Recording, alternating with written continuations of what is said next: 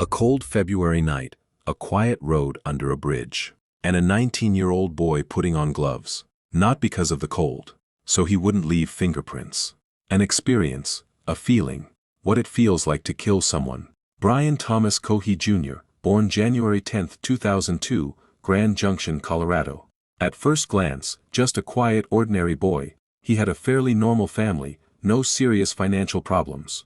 And like many introverted people, he spent most of his time inside his own world, but behind that calm exterior, something was slowly taking shape. He was different from the start, not in a way that made others envy him, in a way that made people keep their distance.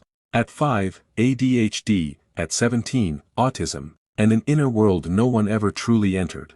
But Brian had a parallel universe. A universe where his heroes were named Ted Bundy, Jeffrey Dahmer, Edmund Kemper. His classmates called him Dahmer, not as an insult, as a description. Brian was drawn to death, to murder, to violent imagery. His mother later said, he lived with dark things from the time he was little, but no one thought this darkness would one day find a name and an address. One day, a severed cat's head was found in his room. He had kept it for 3 days, just to see what it felt like. Remember this pattern.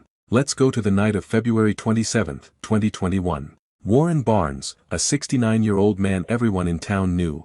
They called him the Book Man. Every day he'd sit in front of a bridal shop and read. Quiet, calm, harmless. That night he was sleeping under a bridge. Brian was driving. When he spotted Warren's shadow, he pulled over. He pulled on 3 pairs of gloves, picked up a knife, and walked over. Warren woke with a start. He cried out, "What are you doing? Why? Why?" Brian later said that in that moment, from the excitement of the kill, animal-like sounds escaped him. Warren breathed his last. And in that same moment, Cohee severed his hands and his head, put them in a bag, took them home, put them in his bedroom closet. He dumped the rest of the body in the Colorado River a few days later. He even drove his car into the water to destroy the evidence. A few days passed. His mother was tidying his room. A strange smell hit her.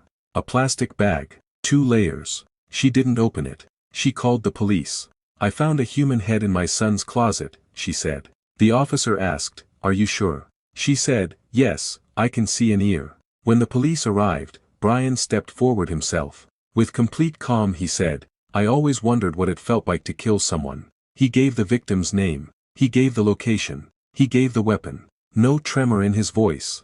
No tears. No remorse. And even afterward, at the police station, he recounted every detail, with excitement. You didn't come this far to stop here. Subscribe and go deeper with Obscura Mind. Before watching this video, just remember this. The most dangerous people don't always look like monsters. Sometimes they walk right past you, calm, ordinary, and completely emotionless. People you would never imagine could take a human life so easily, and still walk and talk like nothing happened. And maybe that's the most terrifying part of all. Some darkness hides behind the calmest faces. Have some concerns of some stuff they may have found in your room? Yeah, I believe so. And what would it be? A human head and hand. For real human head and hands? Yes. From? That fellow who went missing recently. Which fellow was that? Warren Brown. Warren Brown? When did he go missing? The night of the 27th. The night of the 27th? Okay, and how did you end up with him? I murdered him. This calm wasn't something he had learned overnight. It was the result of years living in a world where guilt had no place. Psychiatrists reviewing his case said, Brian had been planning for months before the murder. They call this state empathy blindness. Not the absence of feeling, the absence of connection. Like a wire in your brain that never got connected. And no one noticed, until it was far too late. He had chosen a homeless man because he thought no one would come looking. But he was wrong. Warren Barnes had people who loved him. A metal sculpture was built in his memory. In front of that same bridal shop.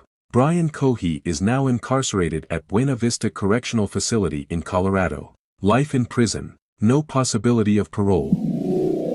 This is him. I was strapped on top of him like this. Okay. And he couldn't fight back.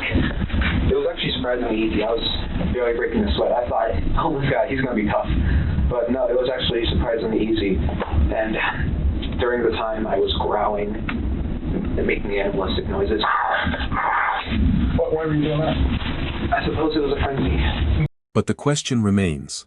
When someone has been living with darkness for years, when their heroes are serial killers, when their first experience with death is a cat whose head they keep, did society ever truly look at them? Or did it just wait for something to happen? Brian Cohee wanted to be Edmund Kemper, a killer with a high IQ, calm, intelligent, calculated, someone who, when he was caught, called the police himself. Brian did exactly that, as if he were playing a role he had been rehearsing in his mind for years. And in a terrifying way, he got what he wished for.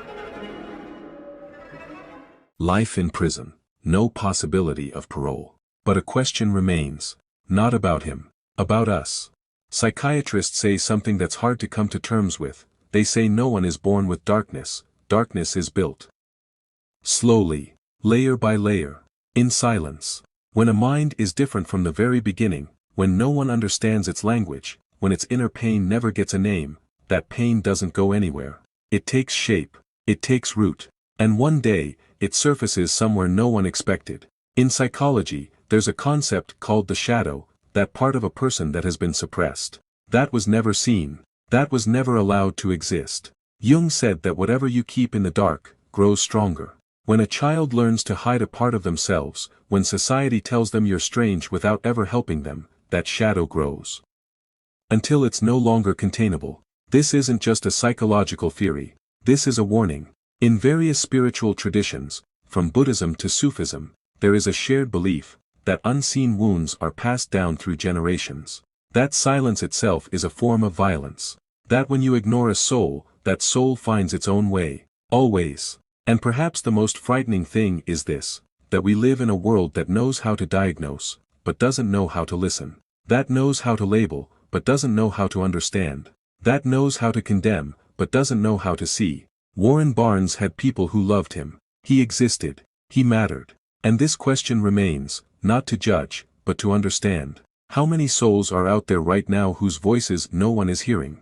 Let's pay closer attention to our own inner world, to the people around us. Let's ask ourselves what is pulling us away from the light. Darkness exists. We can't deny it, and we can't let ourselves sink into it. There must be balance in all things. It is we who create. It is we who build our own world. We are in the universe, and the universe is within us. His psychiatrist said, he didn't want to escape, he wanted to be seen. This may be the most disturbing part of the story, not the crime, not the details, but this, that Brian Cohee had been invisible his entire life, at school, at home, in a society that didn't know what to do with minds like his. And by the time he was finally seen, it was far too late. For Warren Barnes. For himself. For everyone. Darkness doesn't always come from somewhere far away, sometimes it's in the room next door. And it has a strange smell. Reality is never the full story. Obscura.